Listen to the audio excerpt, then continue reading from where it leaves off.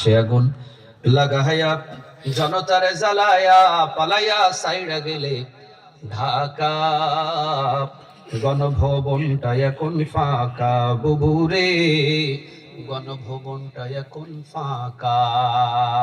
ঠিক না ঠিক?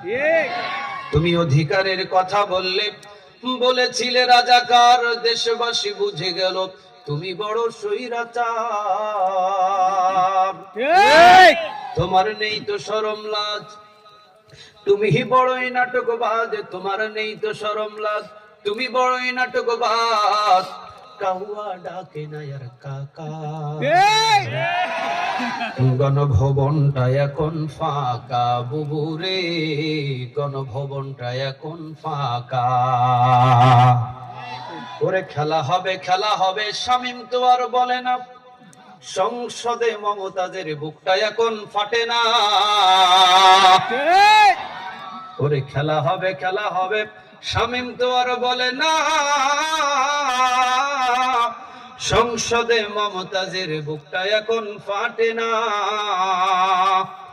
ও পলকের ঝলক তো আর নাই, বুবুর টাকলা মুরাদ নাই। পলকের ঝলক তো আর নাই, বুবুর টাকলা মুরাদ নাই।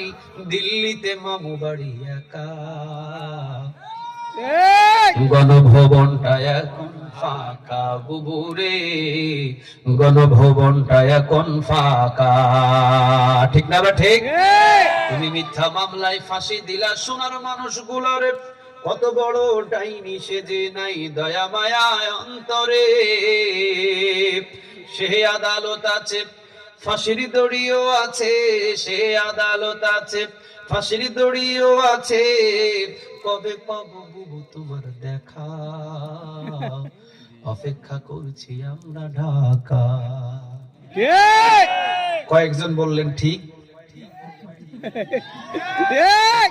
আসলে কি আমি ব্যাটিং বলছি?